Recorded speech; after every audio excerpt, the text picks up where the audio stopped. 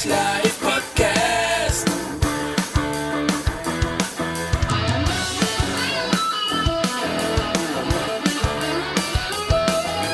Oilerslive podcast.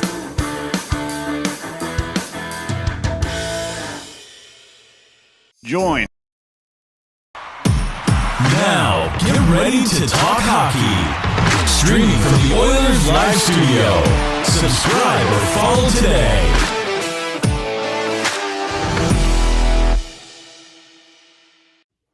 Hey, it's Oilers Live. On the drive home, my name is Michael, also known as Oilers Live. I have got Mr. Bruce McCurd with us today, and Dash will be joining at some point as co-host. And we're going to, of course, talk about some Oilers hockey tonight. We've got Bruce for the first hour, and then Ryan Lotsberg is going to join us for the last half hour and take us home. How you doing, Bruce? I'm doing pretty well. Test. Yeah, all works. Everything works. You're growing a playoff beard, I see. How's that? Well, it kind of comes and goes with not so much the seasons as the visits to the barber. You know how it is. Oh, yeah. One is due relatively soon, but it's time for the old trimming of the hedge, I think. Well, just make sure it's after an Oilers win. Well, yeah, I guess we'll see how long they keep winning. Maybe I should hold that in abeyance. Yeah, absolutely. So have you been getting a chance to watch most of the hockey that's been on? I mean, it's hard to keep up every night, but have you been keeping up as well as you can?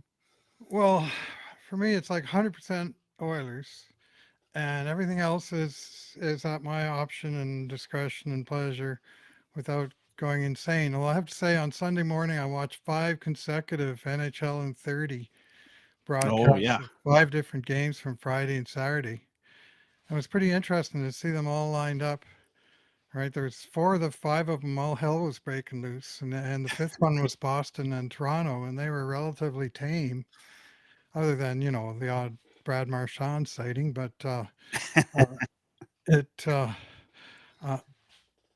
but the pace, man, it's something to watch in almost all the games.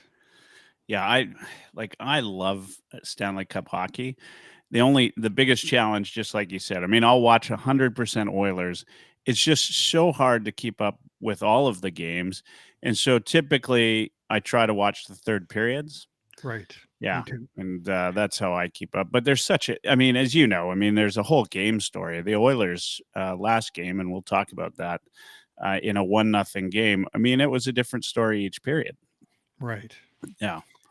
Yeah. Well, it's playoffs is a book, and it's practically each period that's a chapter of the book. And we're just really getting started. But the first round is always the most intense because, there's 8 of the 15 teams that to be eliminated will happen in the first 2 weeks, right? Yeah. So it's there's so much going on, and as soon as you get to the second round, it gets down to more like 2 games a night, and whereas right now it can be, Saturday, Sunday you can watch hockey all day both days, and depending on where you live, what time the Oilers game starts, Michael. Sunday was 11:50 puck drop for you? It was 11:50, yeah, puck drop. What's even crazier is, of course, a half hour extra in your home region there in Newfoundland, after midnight. My brother and I have friends that live there, and my brother, I have to admit, he's a Leafs fan, so he watches the Oilers in 30 the next day, and I can't blame him when the game's starting after midnight. Yeah, and I hate watching a recording if I can help it. So I'll stay up and watch the whole thing. We're gonna add Dash in, our co-host, running a little bit behind, but that's all good. Good to have you, Dash. We got Mr. Bruce McCurd and Dash. We've got already some chats. McKinnon in the chat says Cape Breton Oilers, bring them back. Of course, they won the Calder one year as the Cape Breton Oilers. And Not sure that's any closer than Bakersfield is to Edmonton geographically, but at least we'd have them on the right side of the border. And yeah, thanks for having me. Always great to see Bruce. That's a surprise. I didn't know you were going to be on. Absolutely fabulous. And yeah, like my wife always says, if I'm not 10 minutes late, I'm not on time. so we're just getting into the time of the game being 10 to 12 out here in the Maritimes, but it was late for Oilers fans, right? I mean, this was the complaint obviously was in Edmonton. I mean, the problem that I have is what's the point, right? Like, why not try to adjust the schedule a bit? I guess, like, it's all U.S. network, right? That's what they're catering. Well, last game we took back seat to the Clippers, which they played earlier that day, and you could tell they struggled with the ice based on the way that thing bounced around like a ping pong last game. So I think that's a big part of it too, is whether we're fighting NFL draft or NBA playoffs or whatever else is more important to Americans. But yeah, it's tough on Edmontonians too. Like, I know a lot of my friends have kids that are anywhere from 5 to 10, and you can't be up till 11 every second night. Not unless I barely can be.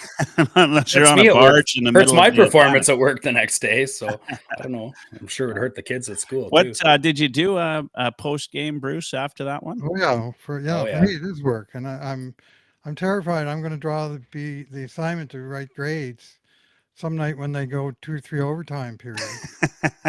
Right. Because I don't start writing until the game's over. I need to have some context to the story before I can write it. Well, you remember when the old CBC News had to wait until after the last game? They hated it. The anchors hated it because they would legit, now they just record over and wait and do it whenever. Go to one of the other 400 channels. But back 20 years ago, I mean, they used to have to wait until the last game was done. Pat LaFontaine finally scored.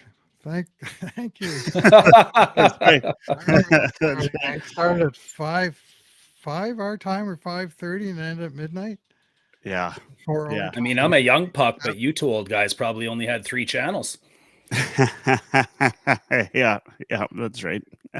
And that's a joke Back to when you had hair, because I'm a month younger than Michael. But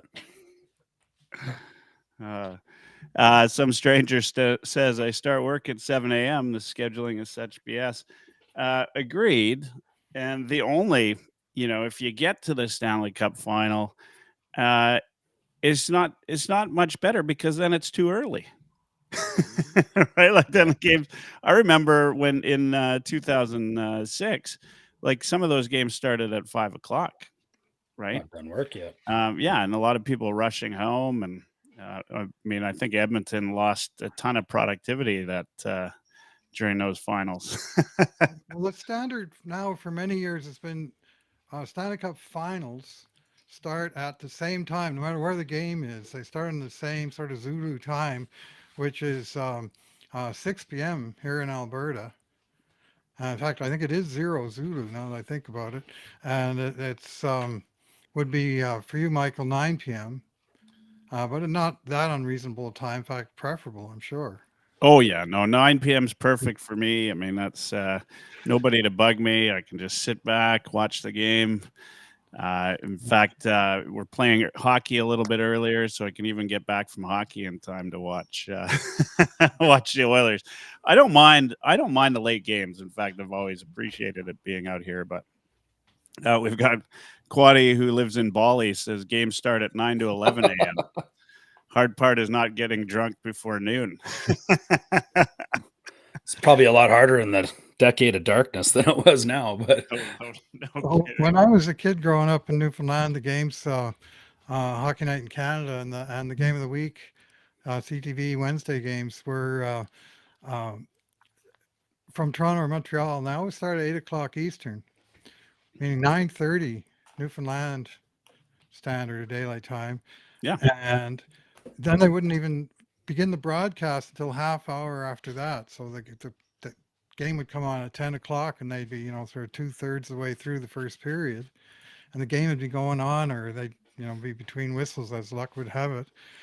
And the announcer would bring us up to speed. Well, my mom used to make me go to bed at 8 o'clock. So she would come, or somebody in the family, one of my brothers typically would come and wake me up at 10 to watch the hockey game just to Nice. get me out of her hair, I'm pretty sure. So I never slept. I never ever slept. I just counted the seconds. I'm quite So accurate at it. So you come by the hockey love quite honestly then. Yeah. Yeah. Yeah, Sunday nights I had a transistor radio. CBC radio used to do Sunday night broadcasts. That's where Bob Cole got his start, for example. And I had this little handheld transistor, and at the very first click, before he turned it up at all, under the pillow, I could just hear. Often Foster Hewitt would do the radio games for Toronto, even as his son Bill would be the TV voice.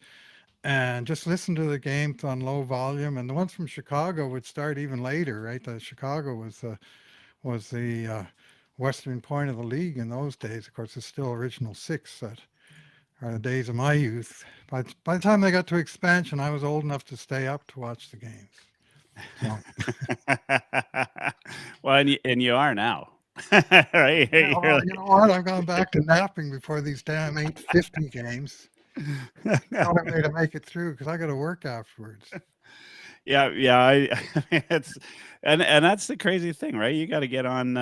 You get on the post game podcast, and you guys are typically what you do at least an hour, typically, right? We do typically somewhere around 40 or 45 minutes. Yeah, somewhere between a half hour and that. And every once in a while it'll go longer, but with these start times, the actual podcast straddles midnight. By the time we're done, it's 12:15, 12:30, and like I say, all regulation games, and may it continue. Yeah, haven't really been surprisingly very many overtimes. Or lengthy. There hasn't been. What's the longest one that's gone? Was that Islanders Carolina one? 2 periods one. Yeah. And outside of that, most of them have been over in 5 minutes. It's been pretty good in terms of game length this year. We did have an overtime. I almost forgot it was so short. It was like another 60-minute game. It was what, 2 minutes of overtime, and it's crazy when you get that extra, like that, only that 2 minutes of overtime, because in the playoffs, of course, you have a full intermission. So you just basically waited, 20 minutes to get an extra 2 minutes of hockey. It's a bit of a waste, unless if your team wins, then it's then you forget about it pretty quick. I talked about that the other day, and during the McDavid era, the Oilers were 3-11 in overtime. Oof. And they're 0-7 in overtimes that lasted less than 5 minutes. Wow. 0-7, and we saw it again the other night, and it's just happened over and over again. That the game is just over in a flash, and it's especially at home. Like they've lost, I think their last 6 straight overtime games, and one of them went 9 minutes, and the rest were like 4-3-2, like this last one. It's uber frustrating. Yeah. I actually hadn't realized that. I now that in my head, I'll be dreading overtime if I posted not a spreadsheet, but just a table with all the nasty particulars of those 14 games. If you're really into sort of masochism, but it really stands out how often and how quickly. And I took it as a point of concern, that the team needs to be ready for overtime, if not to score, at least to not give up the golden chance the way they did again in Game 2 of the series. Yeah, it is interesting, right? Given the fact that the Oilers are pretty exciting to watch during the regular season. Of course, it's 3-on-3, but you'd figure with a couple of explosive players like McDavid and Draisaitl, maybe the strategy should be to get them out and try to end the game early. Wouldn't hurt. Clearly we're not doing whatever we're doing now. It's not working. Yeah. All right, guys, let's talk about last game. 1-0 Edmonton. Not, in as far back as I can remember, not the type of game the Oilers would have won. And some people would, say the Oilers had a crap game, and they for the most part, I mean, LA brought it to them. But obviously, they, in a pivotal game like that, that's going to happen. But I'd love to get kind of your opinion, Bruce, given that you do the post game grades. I mean, the game to me showed. Dash and I had talked about it. It showed something that the Oilers have shown all year, which is winning under different circumstances. And so, yeah, Bruce, I'd love to hear what your sort of overall take was from the 1-0 Oilers victory. Well, very, very different, as you say. They scored 17 goals in the first 3 games of the series, got 1 goal in game 4 and found a way to win it. To me, that's a real super positive thing. I didn't grade that game. My colleague David Staples did, and he gave every single Oilers player, 19 of them, a grade of 6 or higher. Like, he thought they all played well, and I did too in the main. You might have picked split a hair here or there, but I thought they didn't give up hardly anything. And for all that there was a lot of shots, you tell me, give me a list of all the great saves Steve Skinner made against breakaways or cross seam passes or, close in turnovers. None of that stuff was happening. And it was, he played a real solid game, don't get me wrong, but he was, just a big part, the back end of a big team effort. Yeah. I think, the one thing that impressed me was the final part of the game. The Oilers, they limited the shots, Yes. right? Like that, that's They didn't limit that them; just they shows- eliminated them. yeah. I mean, that's exactly it. It was fantastic to see the Oilers come together. It was 13 something. shot.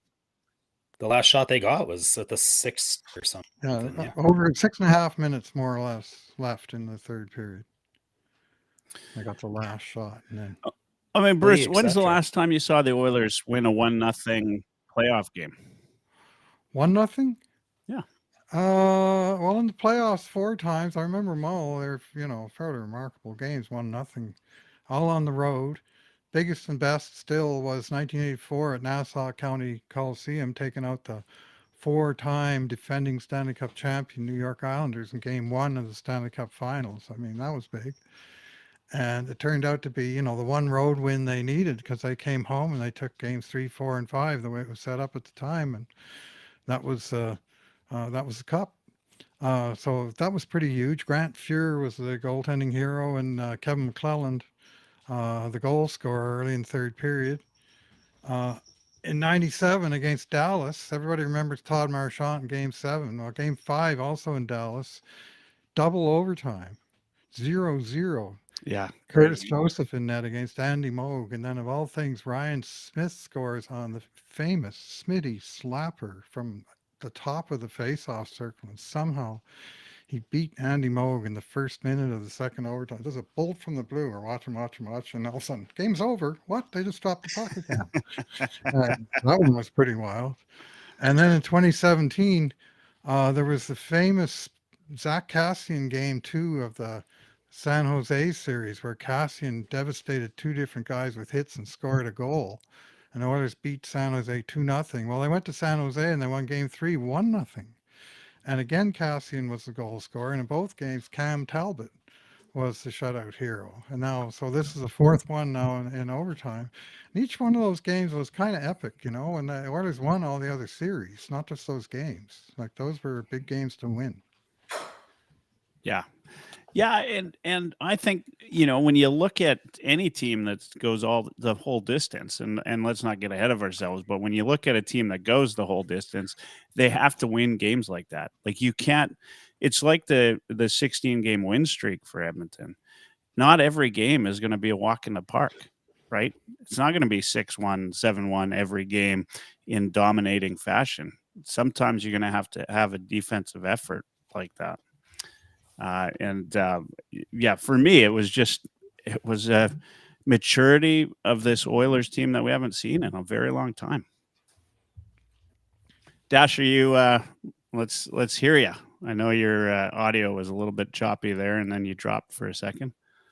Yeah, I cut in and out, and so I've reconnected. You bet. Hey, I didn't hear Bruce's breakdown, so I'm going to apologize if I step on his toes or repeat anything here. But yeah, it was a different, as you let in there, it was a different kind of game, kind of likened back to the big winning streak earlier this season when they were winning in all sorts of different ways. And this was one of those ones where, previously in the series so far, it's been everything special teams, right? It's been all about the power play. I think it's over 50% right now, if I'm not mistaken.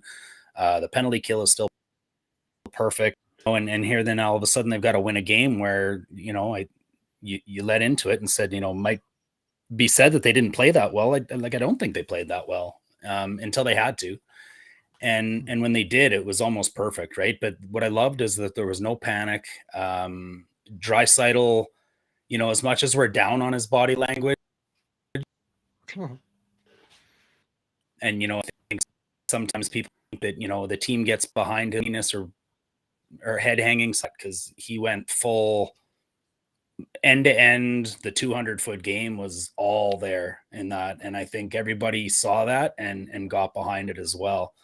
Some other high points would be maybe one of Bouchard's best games of the year, if not maybe his career. Really super clean game. And once again, I loved seeing Desharnais and Ryan on the ice at the end. Everybody's got a role, which all leads to the way that I think Knobloch's got this team coached. Patient, professional. Everybody's got a role, everybody's got a place, and they execute. Yeah. And Bruce, that leads me to Dash brings up Desharnais. Mm-hmm. I mean, had like night and day from last year. What's been your thought on Desharnais so far through 4? Well, I heard Robbie Brown talking about him the other day, and he said that when Desharnais on the ice, the other team can't see the net. And I thought that's a really interesting way to look at it. It's like he just blocks out the sun, right? He's so big, and we're big fans of Desharnais in my house. My son has got the number 73 of that Heritage Classic jersey that's hanging on Dash's wall there. Nice. And Kevin's a big Vinny fan, and I mean, such a wonderful story, and he's such a fine man. It's impossible not to get behind that guy. Talk about living the dream. And as for Draisaitl that Dash mentioned, I wrote a post about his game 4 this morning, and he had a fantastic 200-foot game, again, as Dash pointed out. He led the Oilers in blocked shots in that game. He had more than any defenseman. He led the Oilers in takeaways. He had 18 faceoffs and 111. Of the 18 faceoffs, he took 15 were in the defensive zone. Yeah. And a couple of those even were in the sort of Manny Malhotra Fogo role. Face off, get off, win the face off, get the puck out, and then go to the bench and let Fogo. Whoever, some winger. Not to be confused with Fogo. Yeah, some winger off the bench, because he's obviously will probably taking the spot of a winger, even as he's taking the draw. And so he was doing it all in the defensive mode. The last 9 seconds, he won a face-off off of Kopitar, and then he went into the middle of the ice and blocked the shot. The guy was trying to get the puck into the traffic in front, and he blocked it, and he dumped it out. And he turned to the bench, and and then just triumphant. We did it, boys. And it was just the opposite. Like I say, the body language. If you don't like that body language, there's something wrong with you. That was a big moment. And not to mention the one goal that Edmonton got, where they're whipping the puck around on the power play, and McDavid does his lateral skate through the zone. And they're all expecting the pass to Draisaitl and the shot from Draisaitl. And of course, the pass does, because McDavid creates his own lanes the way he skates. And he does zip it through to Leon. but he just one touches it perfectly weighted pass right on the tee for Bouchard to slam it into the other far side of the net. I mean, Riddick had no chance. What a pass. What a That was pass. a fantastic goal and a real interesting option from the, because the goalie's slamming so hard from right to left to try and cover that post when Leon's down there ready to shoot. Now the puck's going that way and the guy's putting it in that corner. Good luck with that. When the Oilers Was I the have only scored- one that was hoping that Bouchard was going to flip his stick after he scored? I know I wasn't the only one. I'm just saying. Hey, did we talk about DeHarney's penalty killing? Like, that guy is a house. He's an absolute brick shithouse in front of the net in an immovable object. And Michael, did I or did I not tell you last year going into the playoffs, we're not far from seeing him turn into our Chara. And like, honest to God, when I see him on the penalty kill like that, man, he's a beast. And he's mean and he's nasty. And he's just like, that range is crazy. And the other thing I'd like Bruce's comment on is like, it's befuddled me how even going back into the last year's playoffs, I think, what did we end game 6 with 3 power play goals last year against the Kings? And here we are at 53% on the power play again. What's the percentage of successful zone entries when we do the hitch pass to McDavid and he skates it in? 100%? Seems like it. Why doesn't LA do something about it? Because you can't. It's like a slingshot.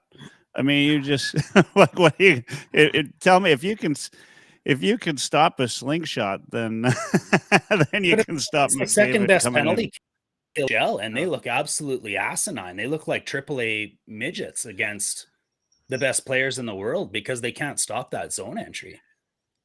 Typically, the only teams when you see a team that's able to stop the hitch pass has been because of McDavid. Like when he's having go an shadow off him, night. then go when he's no, but when go.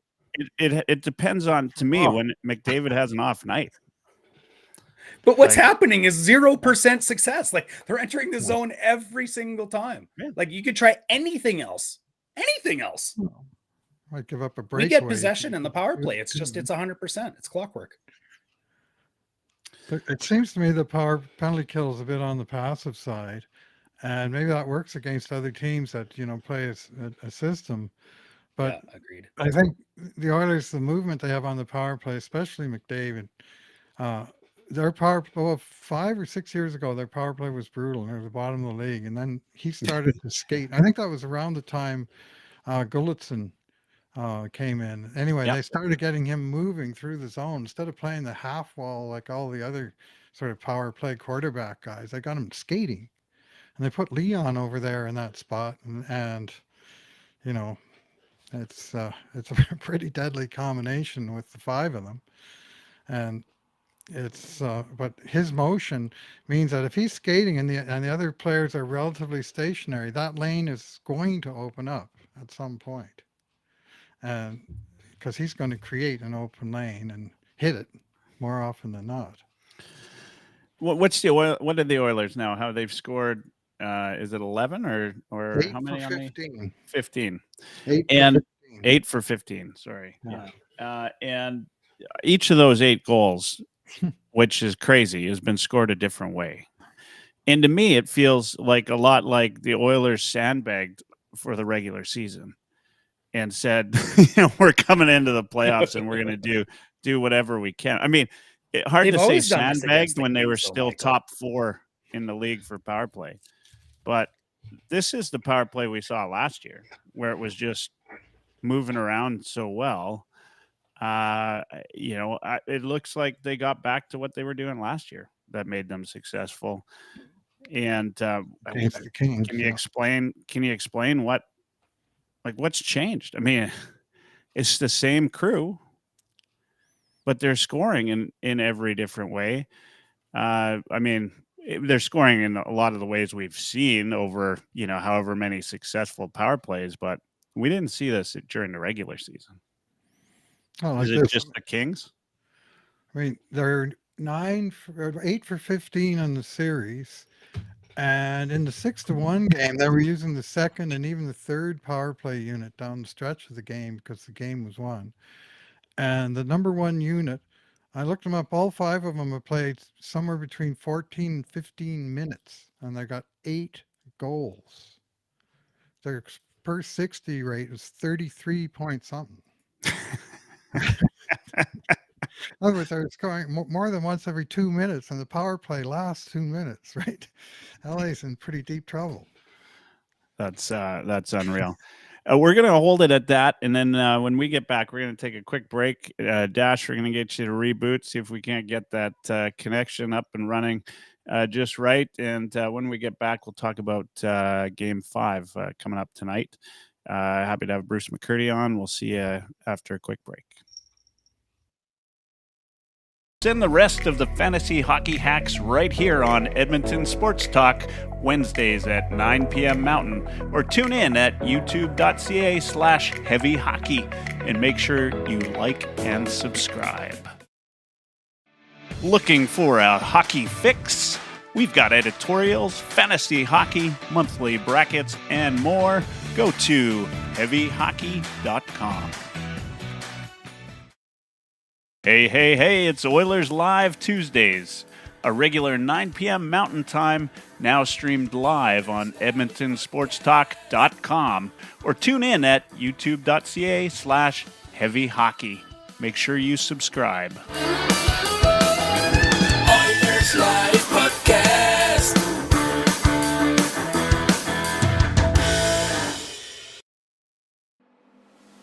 Want hockey podcasts? Tough Call Podcast, 99 Forever Podcast, fantasy hockey hacks, and replays of Oilers Live. Available anywhere you get podcasts. Just search for Heavy Hockey Network or go to heavyhockey.com. That's right. We need your help. We need your subscriptions. Make sure you subscribe at www.youtube.ca/heavyhockey.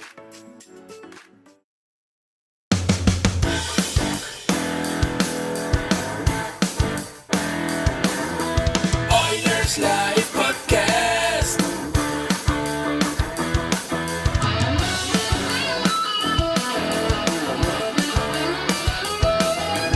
Oilers Live Podcast.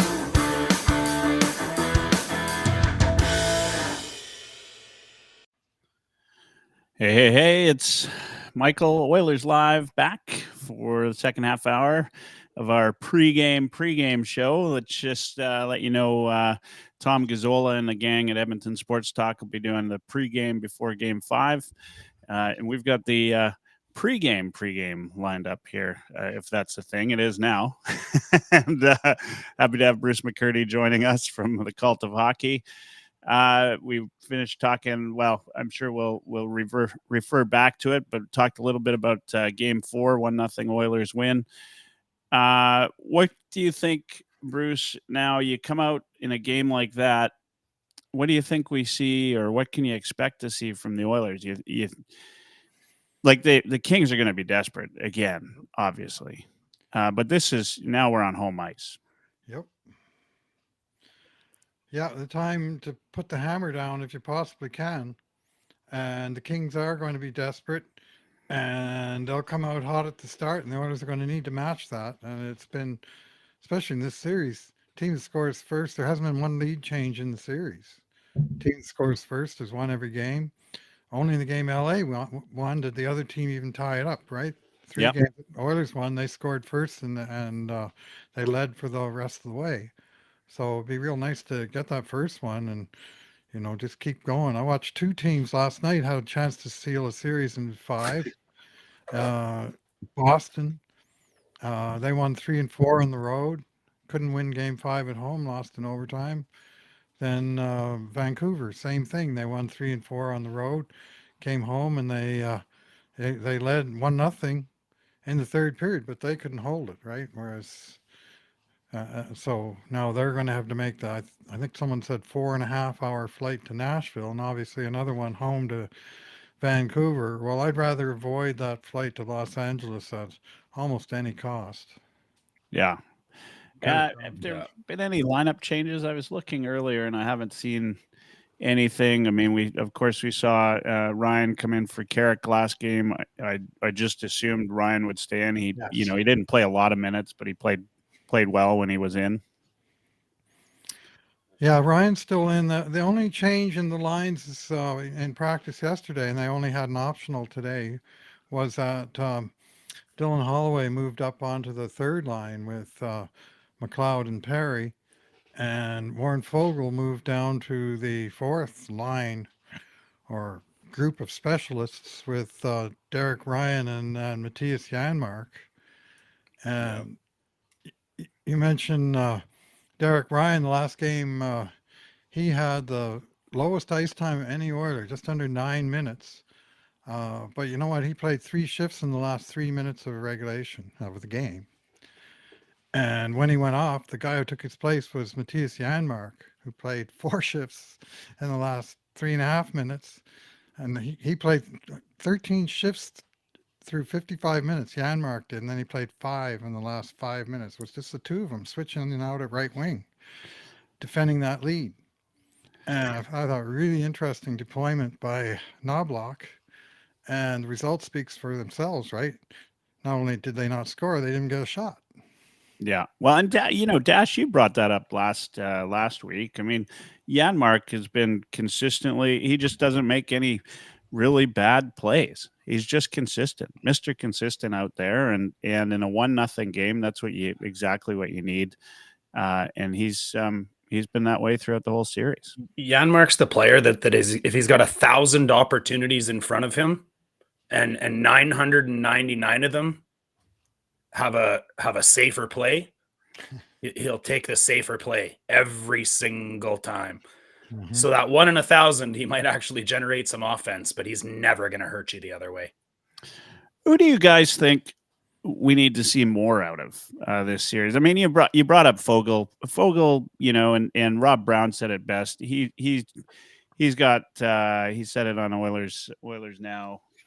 Was it today or yesterday? Yesterday, I guess, because they're on right now.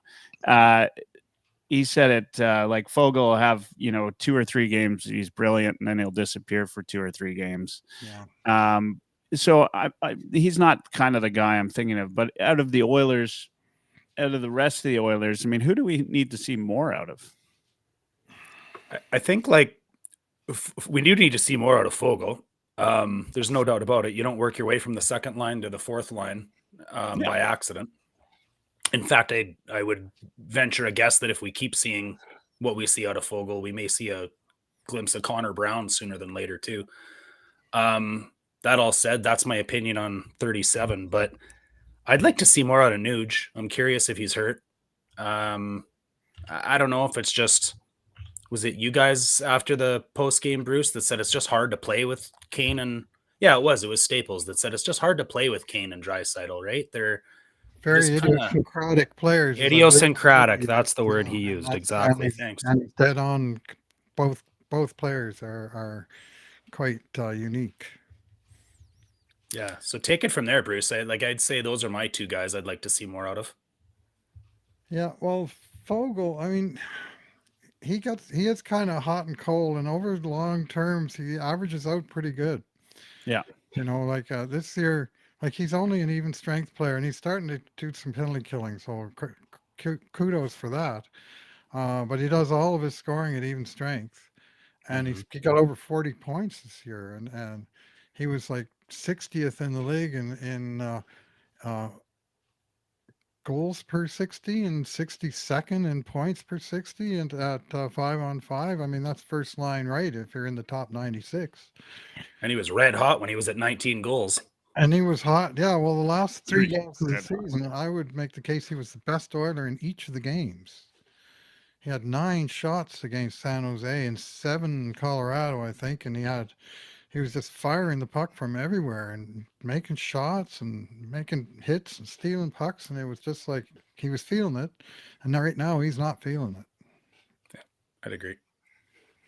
And outside of Fogle, though, Bruce, anybody else? And I'm getting at, I mean, Dash said it. The guy that I'm thinking of is Nuge. I mean, he and maybe it's the Draisaitl Kane thing, but it wasn't. I mean, the power play is clicking pretty good, and that flows through Nuge. Yeah.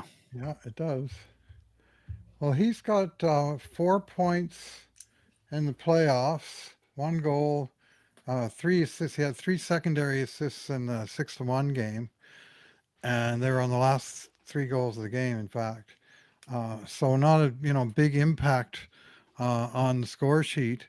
That said, I mean, he's 5th on the team with 4 points, and the top 5 is all 5 power players. Yeah. Go figure. And everybody else on the team is 2 or less, 2 or fewer points. So you'd like to think there's more there. And I thought in the last game, there was a couple battles that maybe, I like edgy Nuge, and I haven't seen enough of edgy Nuge lately. I like the one that'll do a little sneaky reverse hit once in a while. And yet at the same time, I think it was Bieksa was pointing out some of the moves he was making along the boards with the puck and holding off, some pretty strong players on LA by, his ability to dangle on the blades. So, there's, it's not like he's a lost cause, but both him and Fogle, I think, the last couple of years, the playoffs are enough that people want to see a little bit, see them both raise their games at least a little bit. Never mind a reverse hit here and there. I'd like to see Nuge grab onto somebody like he did Justin Hall or Monahan and just ragdoll him and get back into it. Let's see Rage Nuge. I love Raging Nuge. Who would Raging that be Nuge on never LA? loses. Closest That'd be on teammate. LA. I liked how closest teammate. I liked how Dylan Holloway stood up when Randy Kane got what I saw as a headshot from England the other night. Yeah. And Holloway was the closest teammate, and he did what the closest teammate does, which is deck England right on the spot. Yeah. And then the next 2 closest teammates, DeHarnay and Kulak, were in there like, they were a little further away, so it took them an extra second to get in there, but they sure did. And that kind of togetherness on the physical side of the game is really important in my view.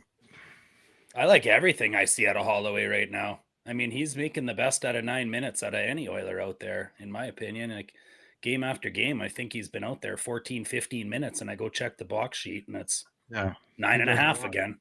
Yeah, and he's noticeable, right? Like Every shift. right from the start. He's less than 10 minutes pretty much every game, and one of the most noticeable players out there. It's been awesome. It's the small things too. Like he's really been great at getting in the way and knocking down sticks and creating space and creating lanes, and his hustle on the forecheck when he saw that the line change needed to happen, like the pressure he put on the defense there allowed his line to change, and as simple as that. So just I love all the little things I'm seeing out of him as well. Yeah, well, since he came back up, he's played 10 games now, the last 6 of the regular season, and now 4 in the playoffs. And this last game was the first one where he had fewer than 3 hits, and he had 2. He's just been consistently game after game. And I know hits isn't the greatest stat, but they do count them, and it does tell you something about how the guy plays. And in his case, it's as a physical player on an ongoing basis, and this just in the longer term, we're not there yet, but coming soon, the Oilers are in the mix for such a player in the top 6. Speaking of counting stats, does anyone else think that the LA Kings personnel is maybe a little narcoleptic when the Oilers are in the offensive end and they're counting shots? My wife said last game she watches the shot clock, and she Mine said too. like 5 or 6 times, "Hey, the Oilers just lost another shot." And quite upset about it. Yeah, I mean, that's been the case for years, though, right? That's the main It was one. like 2 shots forward, 1 shot back, 2 shots forward, 1 shot back. It was a weird. And the only guys that care about that are the goaltenders, right? Like when it's in their favor or against them. Yeah. But I remember watching a hot stove one time where the players were all talking about where the best arenas were for shots for and shots against, and really depends on where you're at. Yeah, Madison Square Garden had a really bad bias when real life scoring stats, real time scoring stats came out, RTSS, and I wrote something about it way back when I was writing for Copper and Blue about the disparity between the arenas. And for some stats like giveaways and takeaways, it was like 6 times more at one arena than another. Like literally, That's not crazy. 20% more. A factor of several more, and some than others. Some they just didn't bother with it.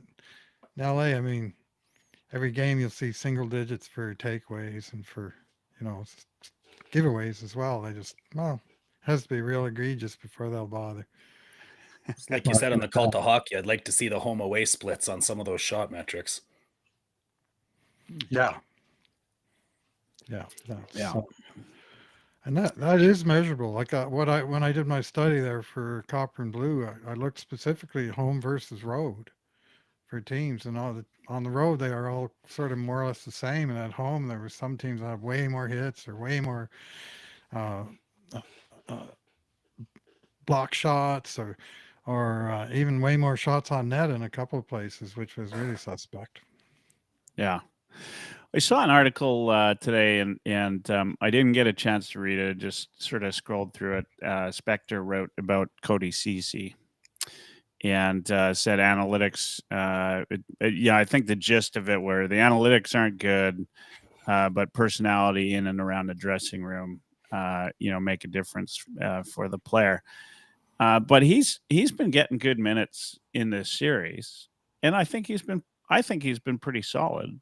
I mean, your thoughts on CC and his play in the playoffs? He's one of those, and let's be honest, every D man on the Oilers is a controversial player when it comes to the fans. Depends on what time of the year. Cody CC's no different. Or what salary they make. Or what salary they make. Yeah, exactly. But thoughts on CC so far, Bruce? How have you graded kind of his series so far? The number 4 D-man, it seems to be a target in a lot of markets, it seems to me. I know Toronto fans are really down on Justin Hall, even though he was like a $2 million year guy. But the defensive-minded guy in the top 4 that doesn't put up the big stats. And the first year I got into the blogs, I think it was 07, 08, and I followed one called Canucks Army for a while because the Canucks were on the rise, and I hung out in the comment section. Their fans hated Kevin Bieksa. It was like the same thing sort of we see now and it was like a guy couldn't do anything right. If you read it, and I'm watching, and I say, well, he's kind of crude, but he's also kind of effective to my eye. And a couple of years later, he became a pretty important player for them. Now, I'm not saying Cece's on that trajectory. He's kind of in that spot. And his offense has actually gotten way better in the last little while. He's been scoring a few goals and getting points, and he scores at the level of Jason Smith, which is not nothing, but not huge amounts, but helpful. And defensively, he's sure in the way a lot, and that's kind of his number one thing that he's supposed to do. And he's a thwart kind of defenseman. And I thought in the game 4 there, I mean, his Corsi was just absolutely ridiculous. It was 8-37 or something. And yet we had him as being responsible for 0 grade A shots against, where he made any kind of significant mistake on what became a scoring chance. And I noted him several times breaking up plays, just being heavy on the puck, heavy on the opponent's stick, and keeping the puck out of the net. Yeah. I mean, that's kind of has been my eye test on him as well. Is he just seems to play positionally in the right spot, and he's not. I mean, we talk about it all the time, or fans do anyway. He's not the best skater out there, but he hasn't needed to be. Like, he's just positionally pretty solid, right? He's the Janmark of our defense. Yeah, I think that's good. Except you make a few more mistakes on defense, just of the nature of the position, right? So like Janmark might make a few more mistakes too if he was playing D. But that's how I see him. Like, you just don't ever expect anything from him offensively, and don't get scored on, and you've done your job most shifts. Well, you right? you He has get that most always of the the time. same shot from CC from the point, right? Like, you could replay his shot on the point for every time he's scored, for every shot he's had on net. It's the same one. Because it's the one time it's a safe consistent. play.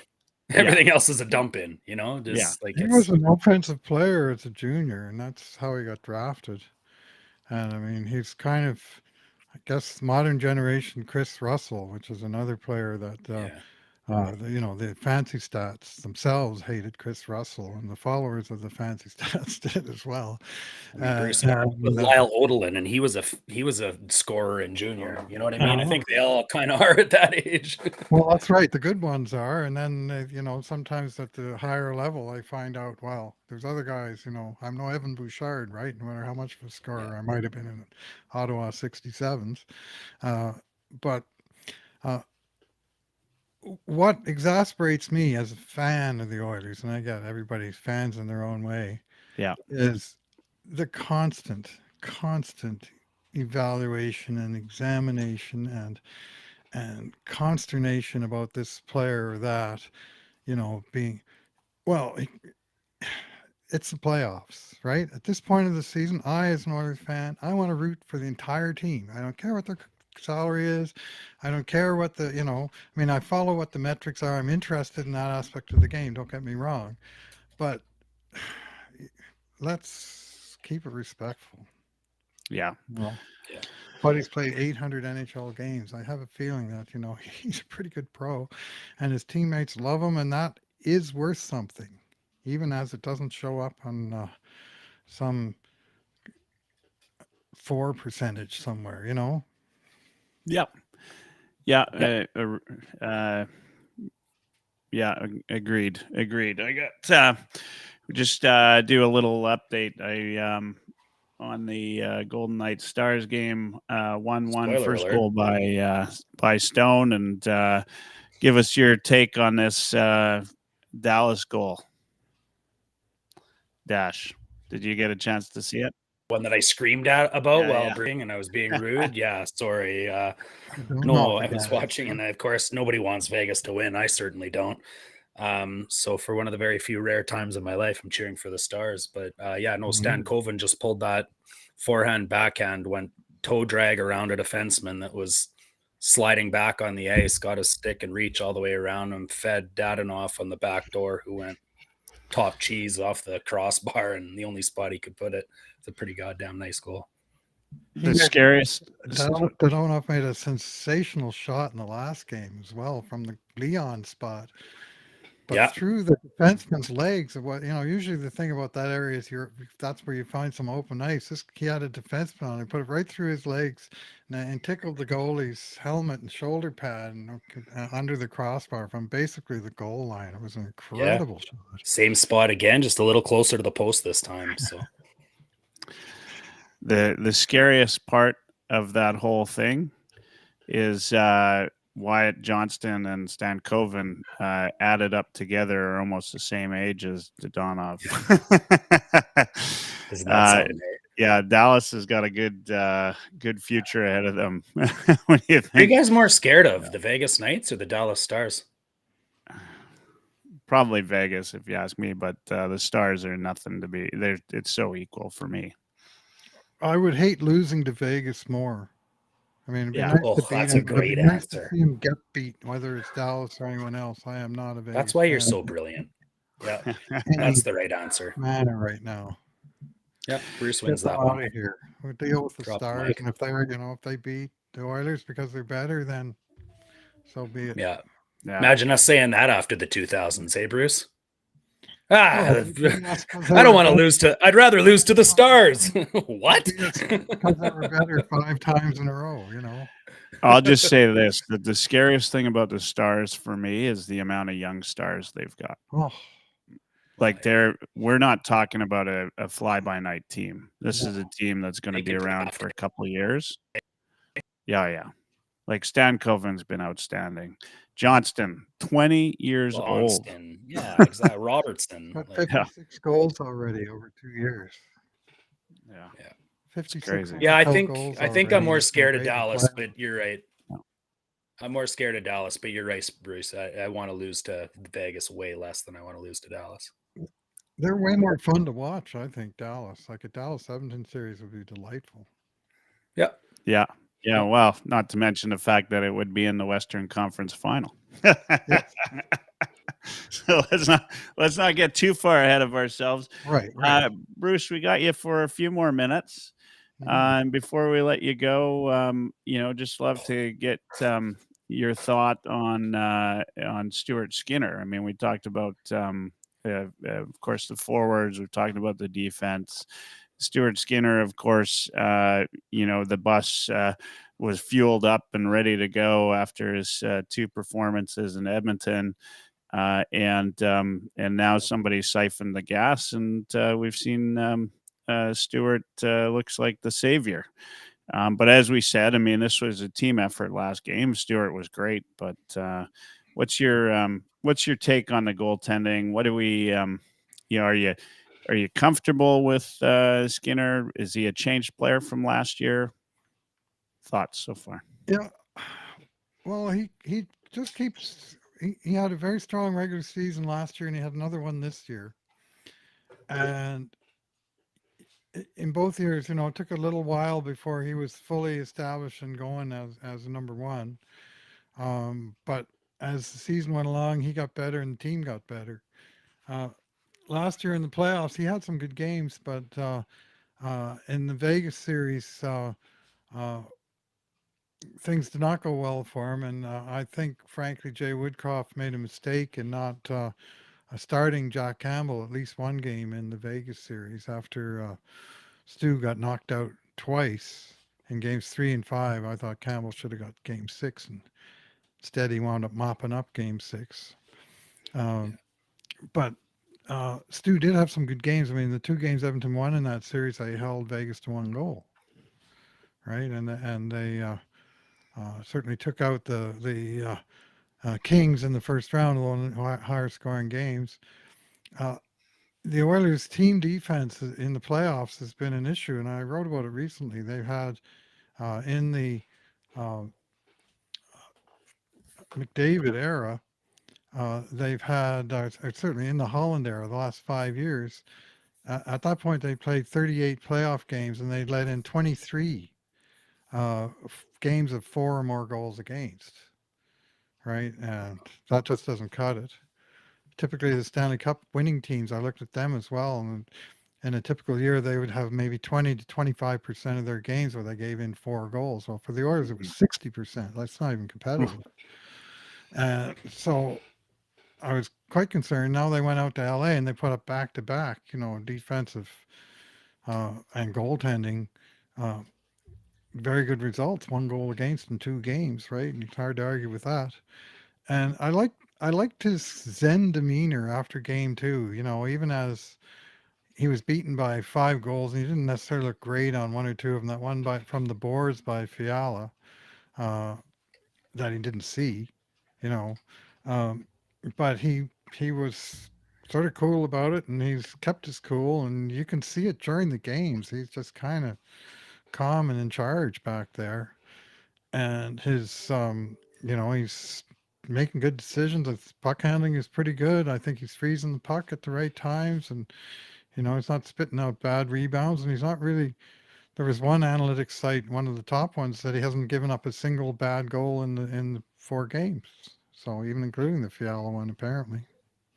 Well, I mean, yeah, that first game, you could argue that one of those were right, like 3 of those were as lucky as they could get, right? Yeah. So, I mean, I don't know if I'd only fault him for one, but yeah, the first 2 games not included, he's been pretty stellar so far. And Dash, give Dash credit.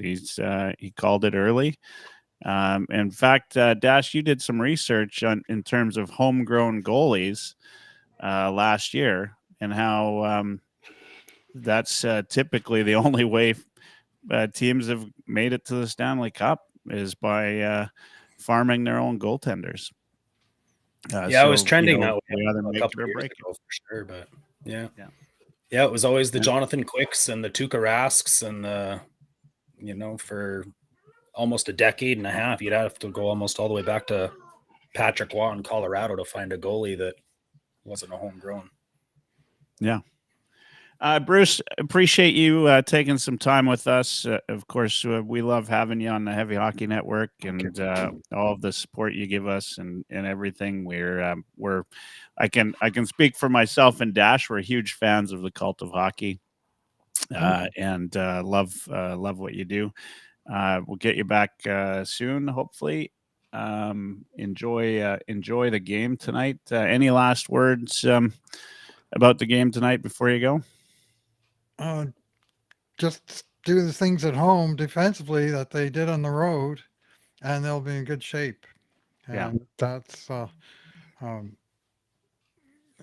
just translate that. Just keep bringing that game, and don't be taking higher risks than it's maybe appropriate.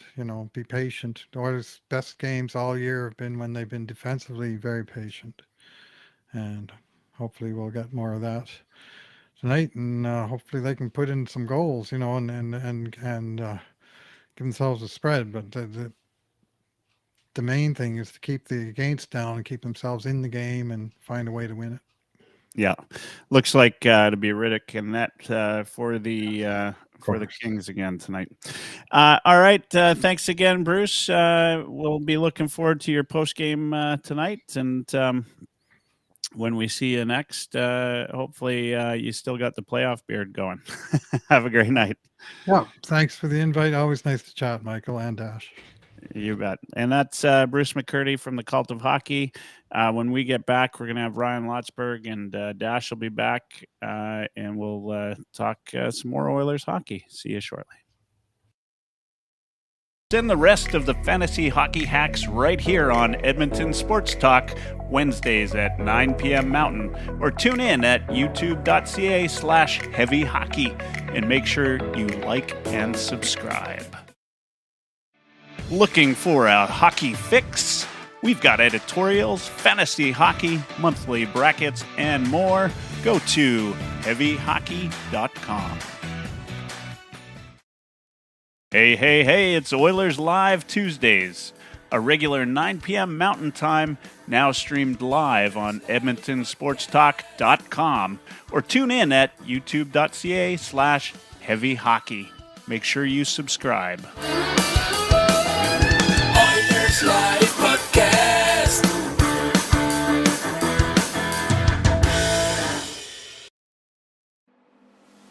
Want hockey podcasts? Tough Call Podcast, 99 Forever Podcast, fantasy hockey hacks, and replays of Oilers Live. Available anywhere you get podcasts. Just search for Heavy Hockey Network or go to heavyhockey.com. That's right. We need your help. We need your subscriptions. Make sure you subscribe at www.youtube.ca/heavyhockey.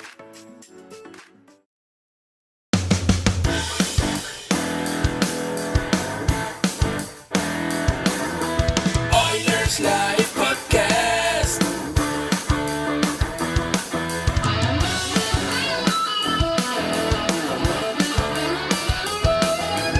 Oilers Live Podcast.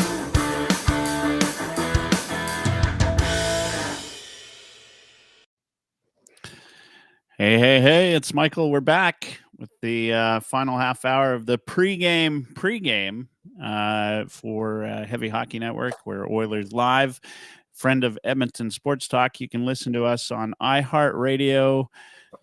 Tune in as part of the Friends of Edmonton Sports Talk, and mostly a lot of the chat comes from our YouTube channel, which you can find us at youtube.ca/heavyhockey.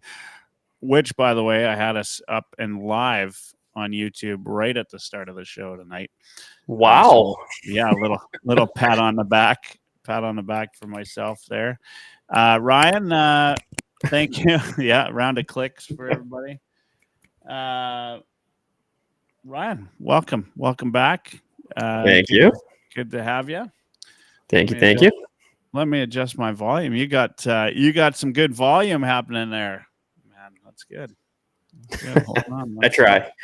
In other words, you're loud. No, that's good. I don't mind. That's good. Monster. As long as we can hear you. Dash, you're still. We're still. Is that the hat you're taking to the rink connection tonight? problem. You can throw it on the ice, Ryan. Ryan, is that the? What's that, Dash?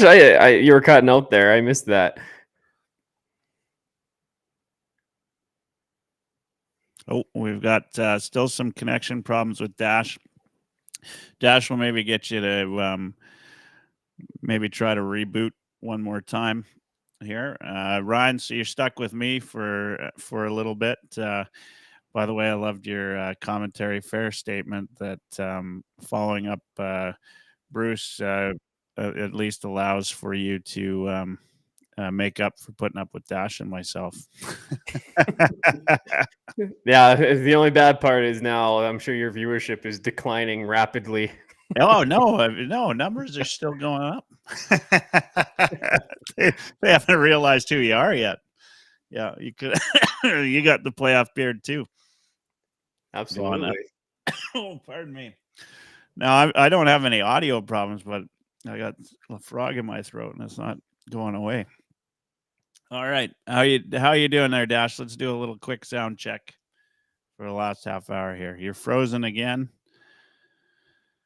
Oh man, this sounds like the Kings are putting the Wi-Fi blockers on. The spies are out. The spies are out, trying to do away with the show. I'm gonna take you off there, Dash. We'll have you reboot again. All right, Ryan. 1-0 Oilers game. We talked about it with Bruce. Bruce said Staples, when he did the player grades, had everybody at a 6, which is actually pretty decent. Yeah, that's rare. Yeah. What was your view of the Oilers in game 1? I mean, it was one-sided from a offensive zone perspective, but from my eye test, I said it early, like I thought Oilers were playing a great defensive game. I would have enjoyed it more. They've been on the other side of the zone, but look, I'm all right with the Oilers taking a game like this, where they win 1-0. I loved, I don't know if you had a chance to listen to Bruce, but in true Bruce fashion, he remembered every single 1-0 Oilers playoff win and was able to recount them. There weren't many of them, were there? There weren't. No, there's like 4. Okay. Yeah, this is the first one that I recall in my lifetime. So the others probably happened in the 80s. Yeah, well, there was the San Jose series with Zach Kassian, and he was talking about. So there was that one where the Oilers won 2-0, back-to-back shutouts for Cam Talbot. Coincidentally, who's not getting any shutouts in this series right now, but that's the last time the Oilers won 1-0 was with Talbot in that. Okay, there you go. But I mean, there haven't been many, and I mean, to be fair, I mean that's how teams win in the Stanley Cup playoffs, right? Like, they got to win some of these dirty ones, right? Yeah, this isn't how they draw it up, but you got to win 16 on your way to a Stanley Cup. They aren't all going to be pretty. They aren't all going to be 7-4 or 6-1 or any other numbers like that, right? You got to win a few of these ugly ones. My thought on that game was that was the most mature performance that we've seen this Oilers team have in this era of Oilers hockey. Like, the scoring chances were a little more even than the eye test would suggest, but you're right. They were defending in their zone most of the night, and they were doing a really good job of it. And that's rare for an Oilers team. Yeah, absolutely rare. And we talked about that too, is in the last, 7 minutes, the Kings didn't register a shot, right? Like, how phenomenal is that from an Oilers team that isn't exactly known for its defense in years past, right? Yeah, exactly. That is really impressive. Yeah, so I mean, you can say Skinner had a fantastic game, and he did. You don't want to take anything away from him, but the whole, it was a team effort, really. in order to get that shutout. And I think without you're not taking anything away from Skinner, I think he'd probably say it himself. What do you think the Oilers need to do tonight? Like this, is this, are we going to see more of the same, or you think the Oilers will be back to their offensive ways tonight? I think they'll see a little bit more time in the offensive zone, given they're at home, and like that's always a factor. But they just need to have another mature performance. You look at there was a bunch of teams that were up 3-1 in their series in this first round. The ones that have moved on already are the elite teams that are going to be contending for the cup, whereas the ones that are still playing are questionable, right? Like, yeah, Boston's a strong team, but coming in losing Bergeron and Krejci, like they're not as strong as some of the other rosters in the East on paper. And the Canucks, yeah, great regular season, but we've yet to see it for a prolonged stretch in the playoffs. So we're not sure about them yet. But Colorado, that's a cup winning team from a couple of years ago. So that's an experienced team. And the Carolina, New York, elite teams. Florida, elite team. So where do we fall? We're about to find out. Yeah. And I think, for me, this season, in order for the Oilers to go far into the Stanley Cup playoffs, requires them to do things that they haven't done before, right? And one of those things was winning the first game of the series, right? Like, this is this has to be a new team, right? Like what you've done in the past didn't get you there. So you got to do different things. And, closing a series out like this, when you have the opportunity, that's what the Oilers need to do.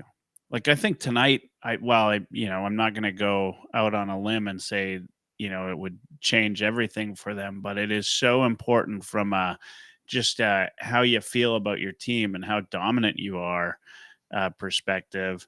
I think it's important to close it out tonight, right? And show that they're capable, right?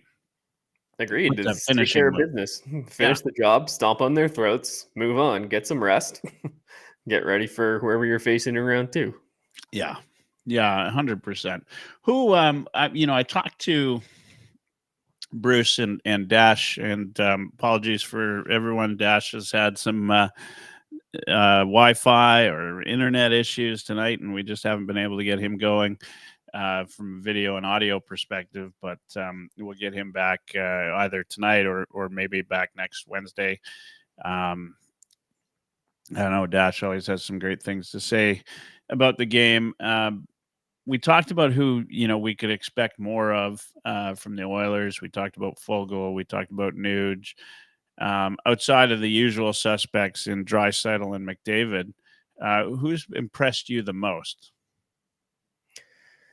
Who's impressed me the most? I mean, it's the usual suspects. It's your Hymans, it's your Bouchards, but I've really liked the way Hyman's played. Just hard-nosed, physical, protect the puck, finish on his opportunities when you get the chance.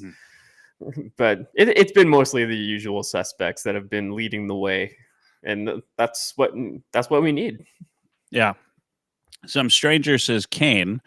There was some expectation that Kane would have a good playoffs, but then you heard about the injury, and I was unsure, but it's clear, right, that he's going to play through that and be a factor out there, and he's earned his spot on the second line. Kane's been great. What's impressed me with Hyman is, and frankly, it's impressed me all year long. He gets all of this credit for being just a clutch guy right around the net, right? Like, look at his shot, his goal positioning, and when they do the heat map on where he scored, and it's all from the same spot. But he's such a good playmaker. Like he's kind of like what you wanted from Yamamoto, right? Like he get in there, get the puck, and then he gets to the front of the net, and he's like, you watch how he builds to the wall basically, so that the puck can just deflect off of him. these are not, to me, it's like what I've kind of learned as the season's progressed is everybody thinks he's just good at mucking it up in the zone, but he's such a smart player, right? Like even the way he builds the wall, like he's just so smart. And I'd say outside of Edmonton, he doesn't get the credit he deserves.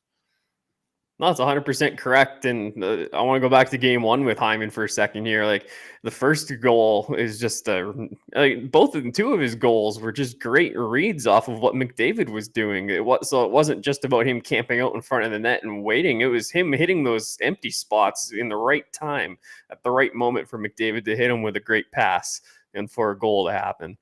So it's not just the Ryan Smith dig and grind. It's him actually using a little bit of spatial intelligence and hockey IQ to make some things happen out there. Quaddy says Henrique is solid with McDavid and Hyman. Do you think they're a little less potent without Nuge? Thoughts on that? Yeah, fully agreed. I don't think there's a bad combination in our top six. But that Nuge, Hyman, and McDavid line was lights out all year long. And that second line has been struggling at even strength. Like Nugent Hopkins and Draisaitl have been outscored 5-3 at even strength. And like it's just not been good enough at even strength. Draisaitl's been doing most of his damage on the power play. So I usually like Nuge and Dry together, but it hasn't been working this series for whatever reason. So I wouldn't mind seeing that little swap happen just to see if we can get something more out of that second line. Yeah, I did one of the post games for Heavy Hockey Network, and I mentioned that. Like I just didn't think like the old sort of Nuge Draisaitl chemistry just didn't seem like it was there. Game one, it seemed like the Henrique on the top line was absolutely brilliant maneuvering by Knobloch. But I'd say you guys hit a point, which is, as we sort of progress through this series, it's almost seemingly holding that top line back just a touch. I mean, you can only hold McDavid back so much. Yeah. But maybe it is time, and we'll see as that goes. But then the challenge is, and I guess you look at Henrique as the, Swiss Army knife type of player, but where does he slot in? He's not been awful. Like there's not, but he just doesn't seem to have that same chemistry with McDavid and Hyman. Yeah, like you said, it worked well for one game, but like Henrique is another guy that will go to the dirty areas to score some of his goals as well. So like they're just him and Hyman are fighting for space, so it's not necessarily conducive to a lot of in zone time. Yeah. It was mentioned earlier in the chat about Corey Perry. I'd like to see more from Corey Perry. Thoughts on Perry so far? I mean, when I look at Corey Perry, I get your opinion though. I think like he's been inches away from scoring a couple, right? Like he seems to have a knack around the zone, but maybe he's just not quite the Corey Perry of old. But it might be like I'd like to see more from him, but to me it's like almost like a PDO thing, right? Like it's gonna even itself out as the playoffs go. But your thoughts? Yeah, I was gonna say he was in my head. I saw that comment come up. I was like, I was gonna say that. But no, he's absolutely right. Like you want to see more of Perry, not just scoring goals, but mucking it up, right? He hasn't really been in the thick of it, making people on the Kings go crazy. Like we've seen Kane do it a little bit, but his has just been more reactionary to things that have happened to him. But Corey's been preaching discipline in a lot of his interviews so far during the playoffs, and that's great. But part of the reason that we got him is to mess some shit up, Yeah. Well, and I'd say this in his defense, right? Like, yeah, you get him to muck it up a little bit. But you don't need to right now, right? Like the Oilers are rolling. They're 3-1. They got a chance to close out the series. There are obviously ways they can improve on their game. but they've done the right things when they've needed to. Do you really want to change sort of the chemistry of the series by doing something absolutely stupid? And I think it takes, you mentioned maturity earlier, but I think it takes some maturity to know when is the right time to step in and give the stinky glove or, whatever, right? Yeah, you might Rather see than, that more if we're down in a game, right? And yeah, that's a yeah, fair point. But yeah, I just haven't seen much of it at all. So maybe it's just that. Maybe it's we've been leading a lot of the time, and we've needed maturity and discipline over top of the mucking it up. yeah. I mean that's been my take, and also been sort of my feeling in terms of the way the series has gone. You're only going to be perfect on the PK for so long, right? Yeah, Like it's going to, and that the time that you're not going to be perfect, it's going to hurt, right? yeah, And absolutely. so, well, maybe I'd love for the Oilers to finish them out tonight and say they got 100% out of their PK, but it's just unlikely that it's going to last a long time. And it's definitely not going to last against other teams. Yeah, I it's mean, not going to last for 2 yeah, months. yeah, and the Kings are not, to be fair, they're not an offensive team, right? Like they got here based on their defense. The guy that they'd hoped to get some offense out of this year is, he's playing he's playing down the lineup in LA, right? Like, Yeah. yeah, he's on their basically their fourth line, right? So we'll see. Some stranger says Holloway would look good on the second line with Dry and Kane. Thoughts on that? There. I just don't like Holloway in the top 6 right now. I think we're just putting too much on his plate, too much responsibility, too much ice time. Like, yeah, we love his speed, we love his physicality. He's got the hands, but I like him on that third line right now. Like fourth line, I feel like he's not getting enough ice time to really gain anything from being in the lineup. But third line, I think, is just a great spot for him. Yeah. And I think here's the part of that Henrique thing that I think why Henrique stays on the top line is right now you've got these guys. You've got 2 full lines. If you change that line 1 and 2 too much, then you got to start bringing somebody from the third line up, right? And who are you going to bring, right? And sometimes I like a guy that plays 10 minutes and is noticeable. Might be noticeable because he's playing 10 minutes. Yep. Right. And against the quality of competition he's playing against. That's right. Yeah. And so, you change that, the outlook of where he's playing and how he's playing. And you could change how well he plays. I think for Holloway, this will be game 6 of his playoff career. Is it? I got one against the Colorado Avalanche, and he got like 2 minutes of ice time in game 4. Yeah, I think this is it. Aside from that, let's as much as I'd love to see it, let's wait and not push him too fast. But he's certainly he's been great. Like he's the best guy on that line, right? Like. Yeah. I mean, Dash said it. He's under 10 minutes every game this series, and he's been fantastic, right? Like he's using the body. He's noticeable. He's scored a couple of goals. Look, he's going to be, right now he's our Pisani, right? he's got to keep it up, but. Yeah. Like reward the kid for having a really good series so far. Give him some third line ice time, and that's more of a defensive shutdown role. It's a line with a little responsibility to it. So, but see how he goes with it. See how it goes, right? But top 6 right now, I think, is a little excitable, if you know what I mean. Like we're getting a little excited if we're just tossing them up there right now. Yeah. What would you do in terms of changes for this Oilers lineup? Are you comfortable with the fact that I'm sure Dash is checked out for good? Yep. What would you do in terms of changes to this Oilers lineup if you would, or you think Knobloch's on the right path and keeping everything the same?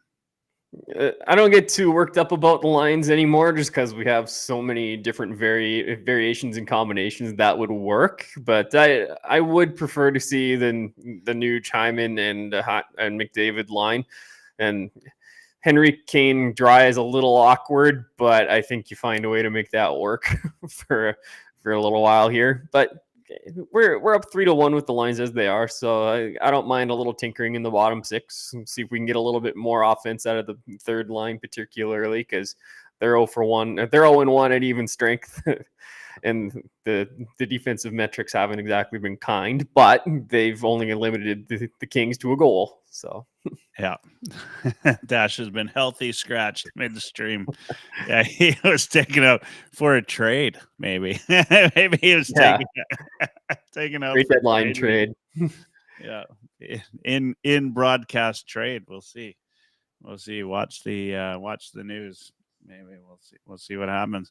All right, we've got a few minutes left. I want to thank you, Ryan, for filling in as you always do. It seems almost every week we've got you on now. It was Dash's 100th episode last week. I think you're probably getting pretty darn close. Appreciate having you guys out there.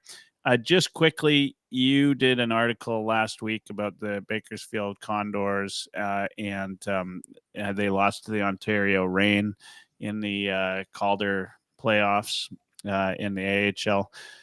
Thoughts on that series and where the future of the Oilers system is right now? And it was over pretty quick. Ontario was the 3rd seed. Bakersfield was the 6th seed, if I remember correctly. And then it showed in that series. But I think we have a few young guys who could turn into something that are mildly exciting. But aside from Broberg and Holloway, we don't have a lot that's looking like they're going to be impactful players right now. And the Kent Holland era started with Philip Broberg, and he nor Holloway have really truly cemented a spot on the roster yet. It's like nobody in the Holland era, no draft pick in that era, has really earned a spot.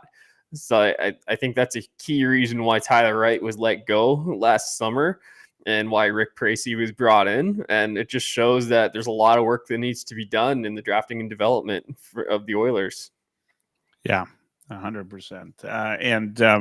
And couldn't agree more on that. It when you look at it, it just it is a little bit disappointing, especially when you look at the Dallas Stars, who we talked about earlier, who seemingly, much like Holland talks about with the Detroit Red Wings, just seem to make all the right draft picks and get something out of these guys. So something needs to change from the Oilers if they want to have long-term success, especially given some big contracts are coming up. All right. We've got about 30 seconds left. Thank you again, Ryan, for joining us. Appreciate you. Everybody, we've got the Oilers up tonight. Right after us is Tom Gazzola on the pregame show. Have a great night, everyone. We'll see you next week, Wednesday. Enjoy.